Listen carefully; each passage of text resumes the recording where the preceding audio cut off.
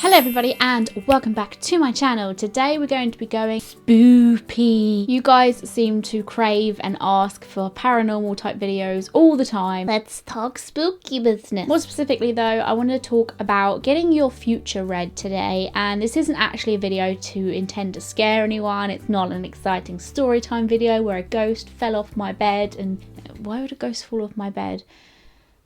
It's more like an informative video. If any of you guys are curious about getting your future read, or you want to go visit a psychic and you're not really sure what to expect, I want to go over a few things that I feel like you guys should consider, think about, do, and prepare yourself for. I'm going to get straight into this. So first up, I believe it's really important that before you either consider going to somebody's house to have your future read, or whatever it is you got to do to go get your future read, be honest with yourself and truly consider why you are actually doing it. Think about what your motive is to go get your future read, because I believe this is really important. And most of these things I'm going to be saying in the video is my opinion. I can't say it's for fact because no one can. Plus, as well as that, don't hang on to my every word. I may be saying the stuff like I know what I'm talking about, but at the end of the day, no one really does when it comes to the spiritual world. So I don't want to get any of you guys in trouble, so don't hold on to my word, but also listen to it if you want to.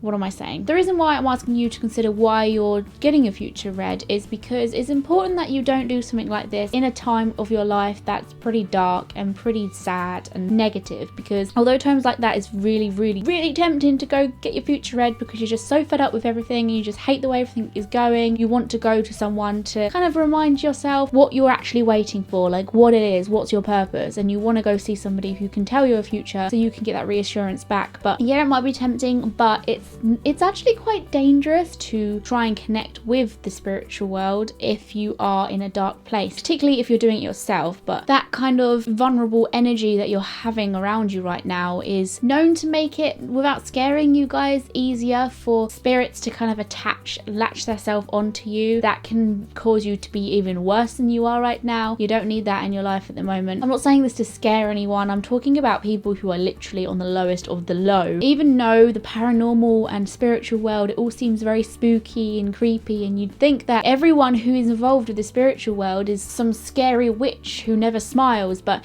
it's really not. It's about positive energy, it's about having a good aura, it's about going somewhere with a positive attitude. Spiritualism anyway is about constantly building yourself up and doing good and doing things for the right reasons. And that being said, if you're literally just going because why not, you're curious, I did the same thing, then fantastic. The first thing you need to do though is your research. And I'm not saying this stuff because, well, it is quite dangerous to go to someone's house if you are going to someone's house to get your future read. It's more for the fact that you go to a service which is actually, you know, not a con. You don't want to be paying a lot of money for somebody to tell you something which either is a load of tosh or very overpriced. I mean, a lot of psychics will charge you quite a bit of money for something which isn't that long, and I mean, some people would say it's worth it because you're literally being told about your life and that's all you have. Like, you're paying money to hear about your future. That's insane. That sounds great. But it's a lot worse if you're paying money to then be conned and then you realise, what have I just done? That's like even worse. God, can you imagine like physically giving your money to someone who you know just ripped you off and you can't even prove it?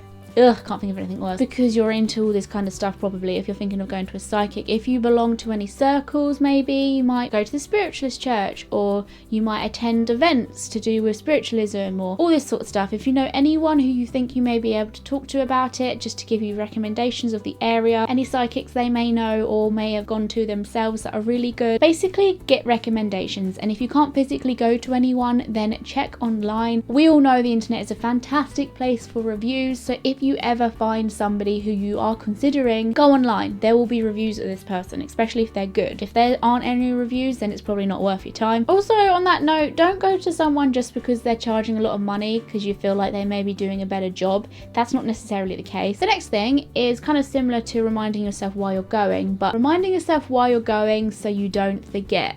That sounds ridiculous. You're going somewhere which you're probably not going to do for a long time again, especially if this is your first time. You're quite nervous. You're like, ooh, You need to kind of remember why you're doing it in the first place. So if I was you, I'd kind of write down the things that I want to get from this session. So you may be having an hour with somebody and it's a certain amount of money you're paying for that. You're going to want to get the things out of her that you wanted before you walked into the room, because it's very easy to forget as soon as you're in there and she's telling you all these things. You're kind of like, at least I do. Maybe that's not the case for everybody, but I also don't mean to bombard them with questions, because they will work at their own pace and they know how they work, and they won't appreciate someone coming in and just shouting questions at them saying, what's this, I need to know that, what's this, tell me.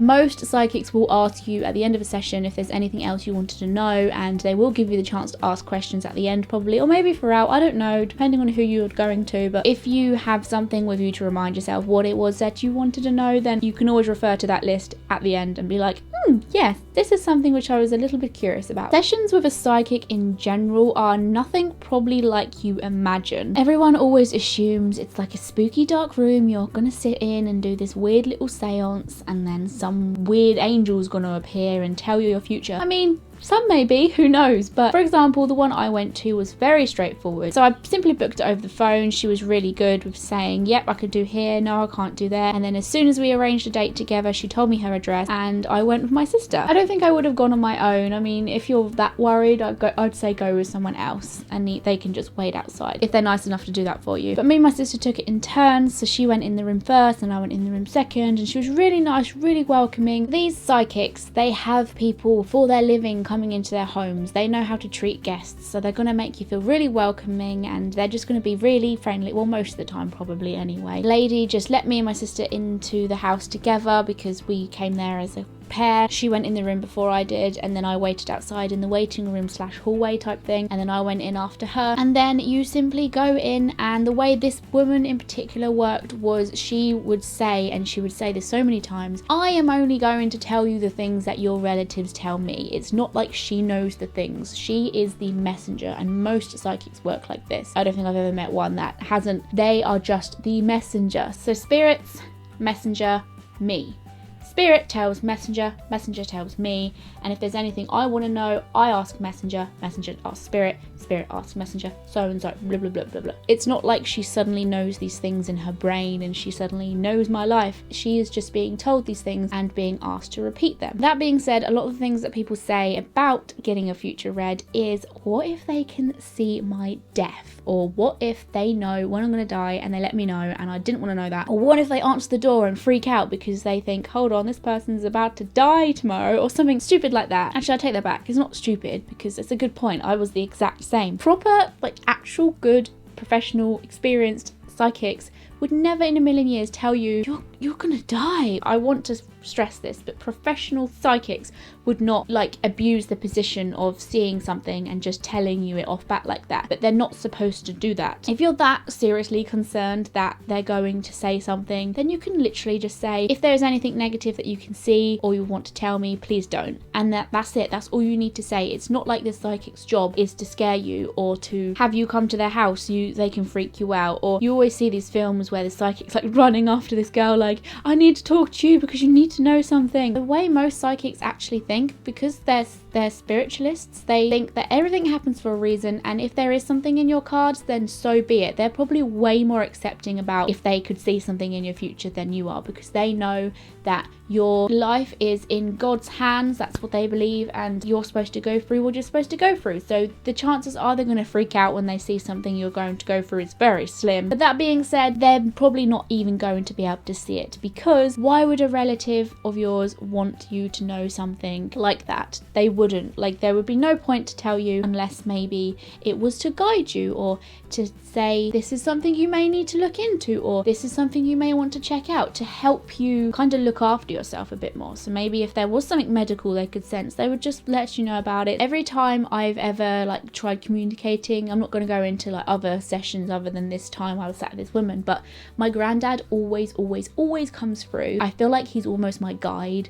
but in the sense of helping me communicate to other relatives through him, because he just knows his stuff. He's always there and he's always like, hey, it's granddad. Kind of like an evidence of me knowing that this is legit, because he would say certain things that I know that he is, and he would say his way of saying like, we're here, this is the people you want to be listening to right now, because there are bad spirits out there. I don't like talking about it too much because it's not nice to think about. There can be such thing as spirits that pretend to be somebody who they're not, so they would pretend to be a relative, and that's not something you want. Most spiritualists and anyone like a medium or psychic will give you evidence. Actually, all mediums will do this. They give you evidence. They'd start off with evidence, but what they do, they will say, so we've got this woman coming through, and then they'll tell you something that only you would know about that woman, and then they'd give you more evidence, and then they'd say a reason why this woman has come through. You should kind of get a feel between you and the relationship with these people who have passed away, because that's what they want to know. They want fun and they want energy, and it's supposed to be a nice thing to communicate with your relatives. It's not like a spooky thing or anything. And then they will just tell you stuff about your future, or just guide you in general. I don't really like saying, have you ever had your future read before, or anything like that, because I find it kind of cringy. Because in my own personal opinion, once again, this isn't something which is a fact, but I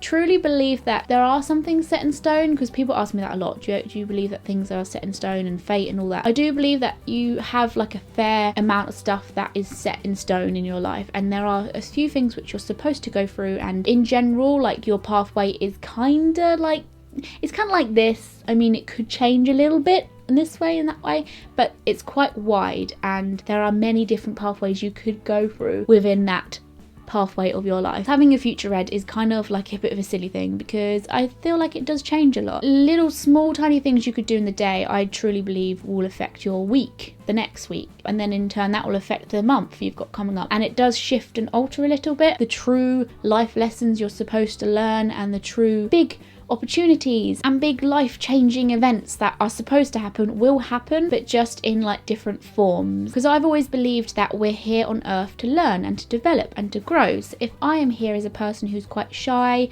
and timid, then I will go through a series of life events that will help me grow, and they will knock me down, but in turn that will happen to help me develop as a person. So the type of lessons that happen to me may be slightly different because of the way I acted out in my own life, but in turn they will still teach me the same type of thing. Same with opportunities. A lot of people believe that the opportunities that you're supposed to grab and you're supposed to be, and the ones that are like destined for you, will come around again. Like, I think some people say like every 7 years or something. Have you ever had an experience where, I don't know, for example, a job comes up and you're like, that job is perfect, and then something happens and you're like, I can't take that right now, even though it's perfect and it's everything I've ever wanted. A few years later, like 4 years later or something, you see an advert for the job which you wanted, and you're like, this has come at a time where I can take that. Or just something will happen and you're like, this is fate. Like, I can sense the fate coming off of this thing that's just happened to me. I'm going on a tangent, but what I'm saying is that a lot of people will take psychics very literally, and that's fine, because that's cool, that's what they're supposed to be doing. You give them money for them to tell you things, but I mainly went there to kind of be guided, her to give a perspective of me and what I should be doing, and things I should be concentrating on, and little things that I should be doing from the perspective of the spiritual world. That's all I wanted to know. And she gave me a lot of advice on not worrying so much, because I'm the biggest worry in the world, and I don't really know if I actually followed the advice she gave me. Going with the whole future thing, she told me I was going to get pregnant end of last year or beginning of this year, and here I am in July, don't have a baby. So then I could simply say, she's a scammer, con artist, oh how dare she. But who knows, I could have, if I hadn't been told that message, and if maybe I was a bit more reckless, I could have easily gotten pregnant. But at the same time, it's not like her telling me that is going to cause me to be pregnant, because funnily enough, you have to do stuff to get pregnant. The whole reason why I'm saying this is because my point is not to be freaked out. Not everything is set in stone. Your actions at the end of the day are what affects your future. So she may say one thing, and if you physically don't do it, then that causes you not to do the thing that she could see for your future at that point in time. Maybe at that point in time I was sat in her front room and she told me I was going to be pregnant. I was going to be pregnant. But certain things you do, certain things you say, and the way you just live your life can change that, I feel. Yes. Also, just a side note, most psychics, mediums will record your sessions, so if you ever get worried about forgetting everything she said, because my one was like really fast and on point and scary, and she was like blah, blah, blah. She did have it recorded on her phone, so then she'd later sent me it by email, or she can put it on disc for you or whatever. Or I guess you could ask them if you could put your phone on record and leave it there or something. They may be okay with that. I think I've mainly covered it. I don't want this video to go on for too long. If there are any further questions you would like me to cover, then leave them in the comment box below, and subscribe to the channel by clicking subscribe down there, and you can be notified when I make a new video similar to this one perhaps. All my social media are all down there for you. Thanks for watching, guys. I will see you in 2, because I make a video every 2 days, or at least I try to. Bye guys. Mwah!